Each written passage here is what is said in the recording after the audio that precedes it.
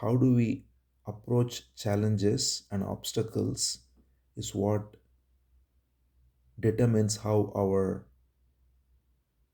inner state of being is. The ups and downs of life cannot be changed. It is the nature of life, nature of time itself, to go through ups and downs.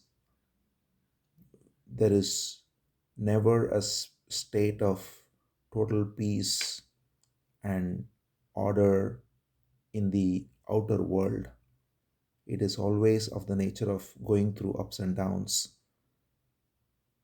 So we see this at all levels, individual level, and with relationships, and with work, and with also with nations and civilizations, all of that. So the only question in front of us is not to be free of outer challenges, but how to deal with them. So when we are caught in the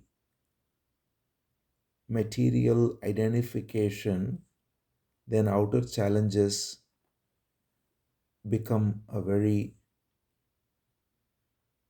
problematic thing, because we are identified with our body or with our thoughts or with our relations or with our possessions.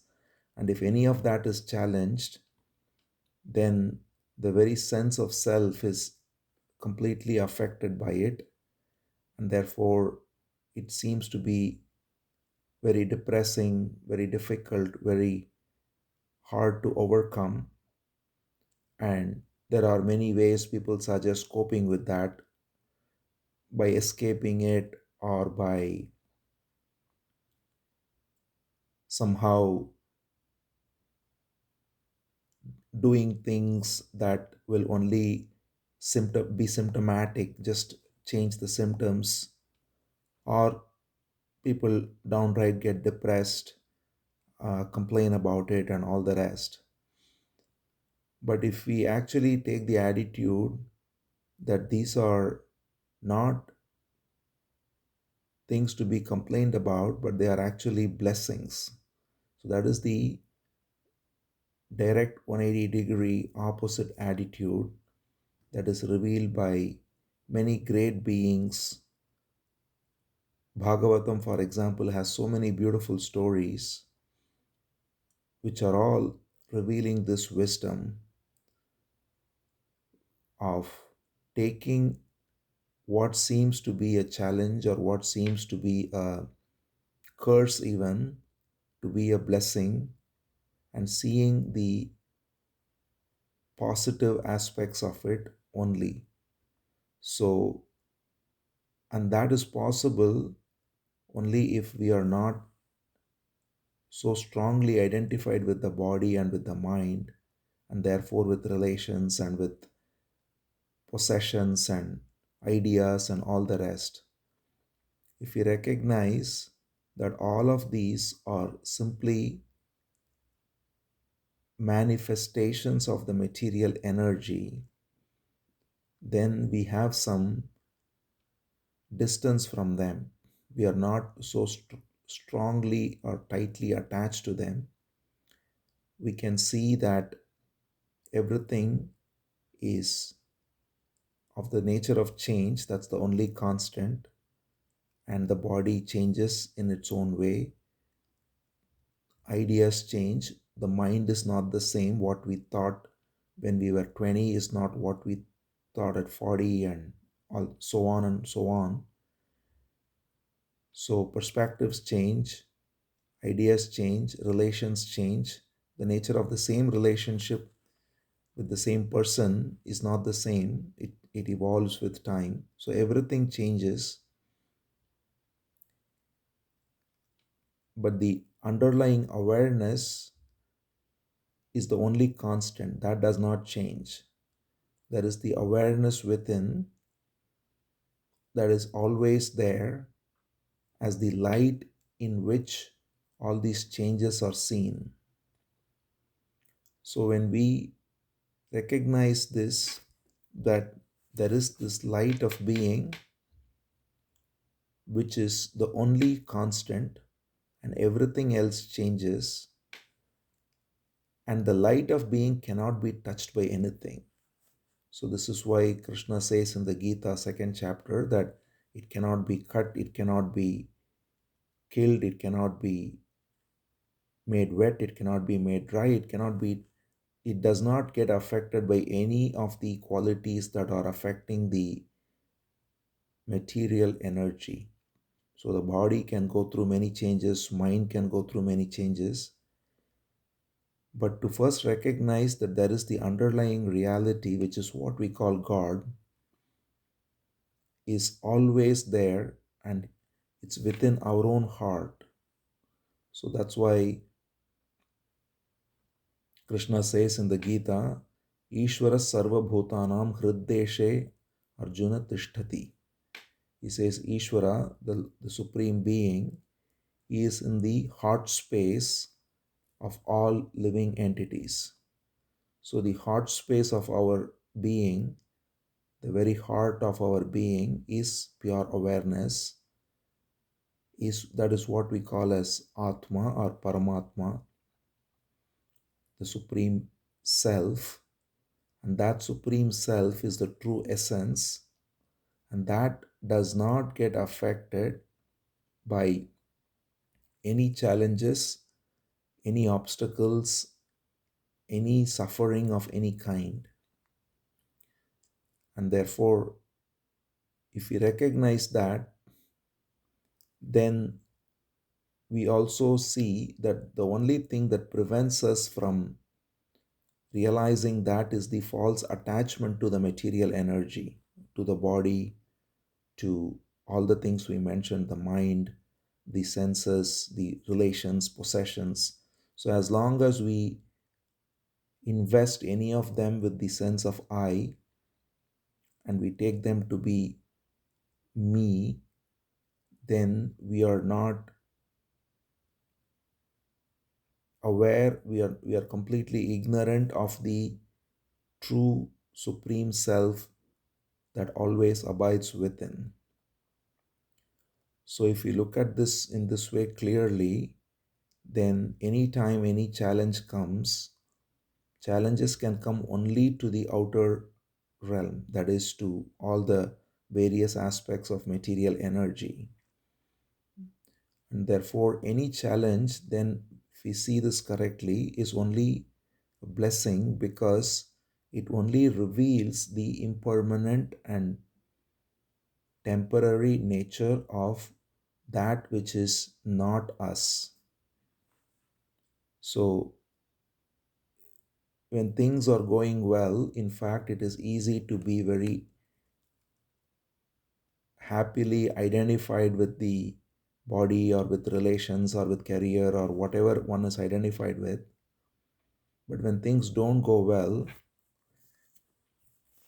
in fact, it is, truly speaking, it is the greatest benediction, because that instantly reveals the temporary and impermanent nature of that which we were identified with. So, if we see this clearly, then we can only recognize that I was falsely identified with all this, and they were never going to last. But that which is always abiding within is ever present, even though I was ignorant of it till now.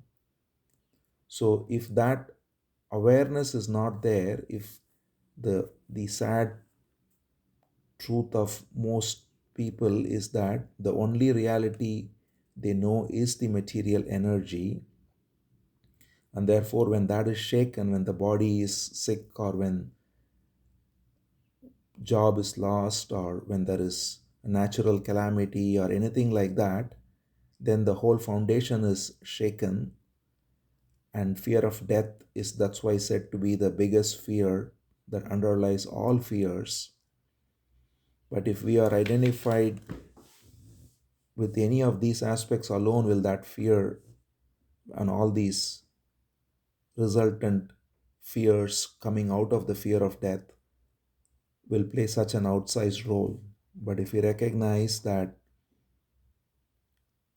these are impermanent and the Supreme Self within is eternal and that never changes, and this is always changing, therefore, this is never true and that is always true, and that truth is what is my real truth, because that is not anywhere else but within our own heart.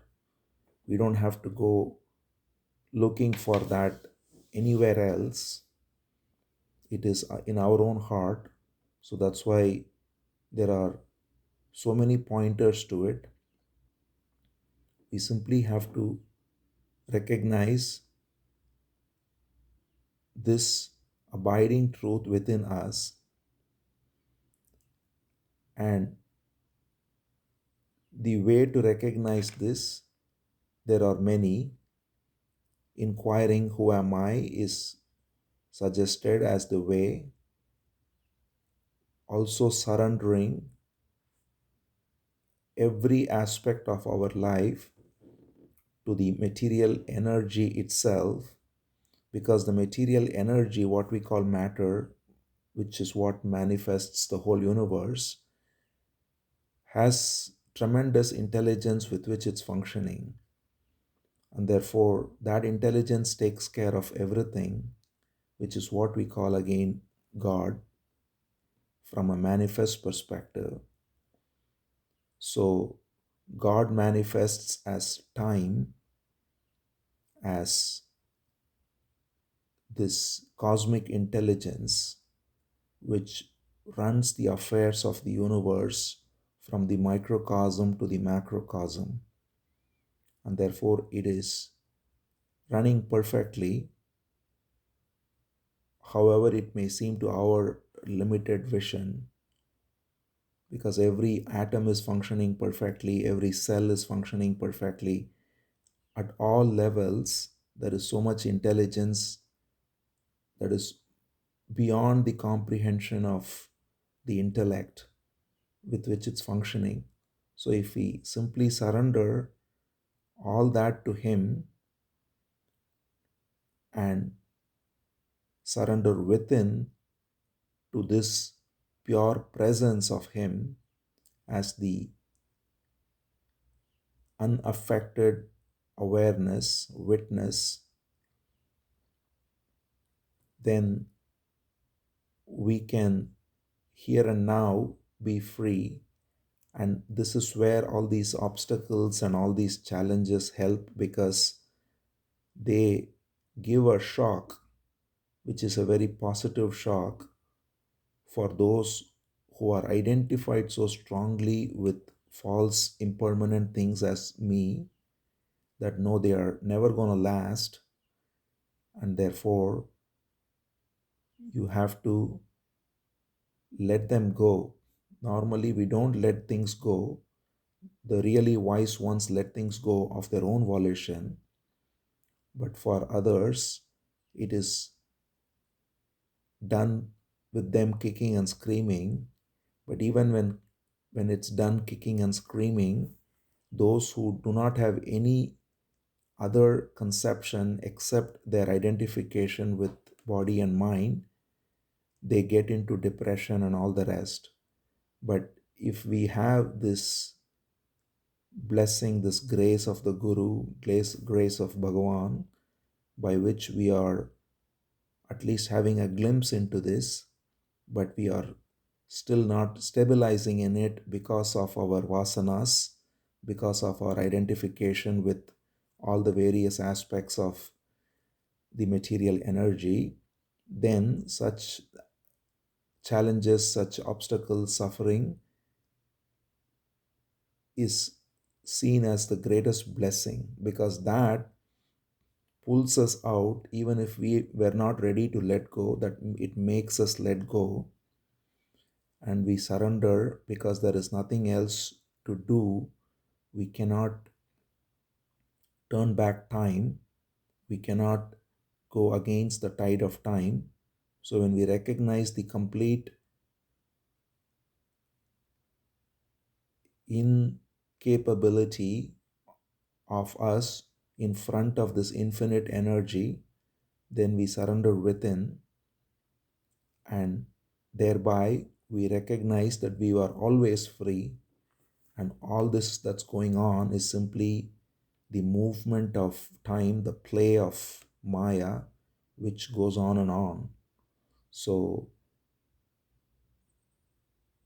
if we see this in this way clearly, then even while something is happening, the sooner we recognize it, the sooner we are able to come out of it.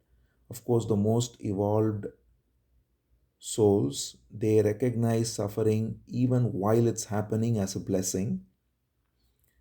But even if we don't do it while it's happening, but at least if we contemplate on it after it has happened, the sooner we are able to see it as a blessing, the more we are easily drawn to our inner self and true peace. The longer we resist it and complain about it, asking why it's happening to me, why it's this, and complain about God, complain about the universe, the longer we resist, the longer we suffer more.